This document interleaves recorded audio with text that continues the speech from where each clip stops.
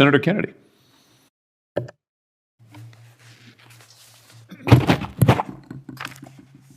Mr. Olson, I believe I looked at your resume. You are an elder in the Reformed Presbyterian Church of North America. Is that correct?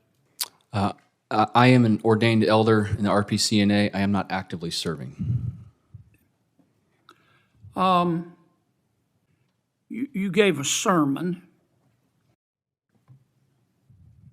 at the Second Reformed Presbyterian Church. Do you remember that? That might have been a Sunday school lecture, but I spoke, yes. During that sermon, you said that marriage was not intended for all people, including, and I'm going to quote your words, our handicapped friends are our persons with physical disabilities that might prevent the robust marriage that we're called to, close quote. Did you say that?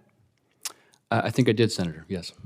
You believe that folks with handicaps and physical disabilities should not be able to marry? No, Senator. The Senate confirmation process is often where a nominee's legal qualifications meet intense public scrutiny. But sometimes, the questions extend far beyond legal experience and into deeply personal beliefs.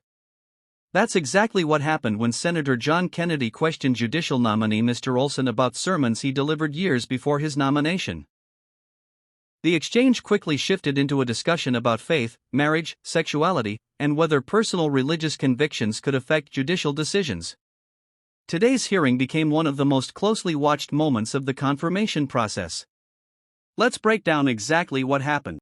Don't get married, not as a kind of reason why someone shouldn't. It was illustrative of the condition in which some find themselves, but certainly not in any stretch of the imagination suggesting that they couldn't or shouldn't, merely that in some cases they don't.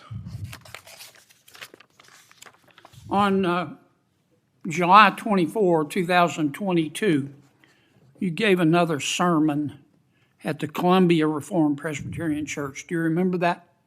The Columbus Reformed Presbyterian Church, yes. You were speaking about sexuality, is that correct? I gave two sermons at that church, and the main topic of both of those was not human sexuality. In one of them you said, quote, transgenderism, homosexuality, fornication, and all sorts of sexual perversions was a form of hypocrisy from, quote, your words, shame on the inside. Did you say that? I don't recall the precise wording, but that sounds What did you familiar. mean by that?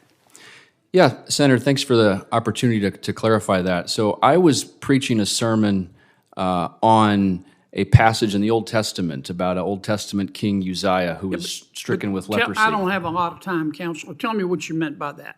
Sure, that many... Do you believe that fornication is a form of sexual perversion? Senator, my personal views, my religious views, what I was speaking at that time were for the edification of the people that I was preaching to.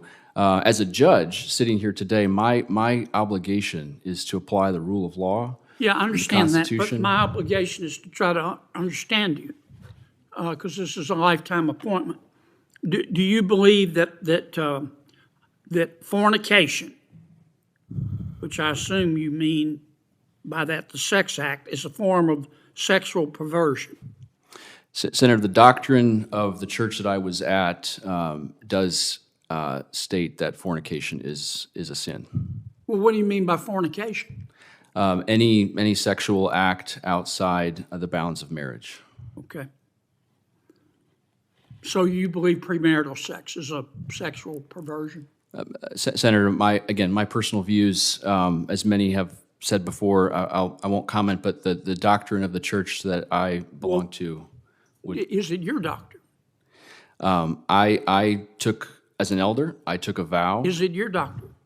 as an elder of the RPCA. Did your doctor? Senator, my personal views as a judge are not the object of what I would rule upon. Give me one more minute, please, Mr. Chairman. On August the 23rd, 2015, you spoke in Sunday school, and you said, quote, "I'm not saying women can't have careers. That's not what I'm saying." No, strike that. I'm reading the wrong quote. I apologize. In your talks at your Sunday school, you said that God, quote, has called wives to be subject to their husband, end quote, and to, quote, serve the good of your husband and support his calling, close quote. Did you say that? Again, I gave a couple Sunday school lectures around that time. I don't recall a particular one, but I think I recall saying something along those lines. What did you mean by that? So in Christian marriage, as explained by the apostles, I was describing our church's understanding of what Christian marriage ought to look like. And you believe Christian marriage provides that women have to be subservient to their husbands? Senator, I think I was quoting either a passage in Ephesians or those are not my words. Those are words in the Well, you scriptures said them. Do you believe them? Senator, I believe every word of the Bible. Okay. Thank you, Mr. Chairman. Please, don't forget to like, comment, and hit the subscribers button for more controversial showdowns.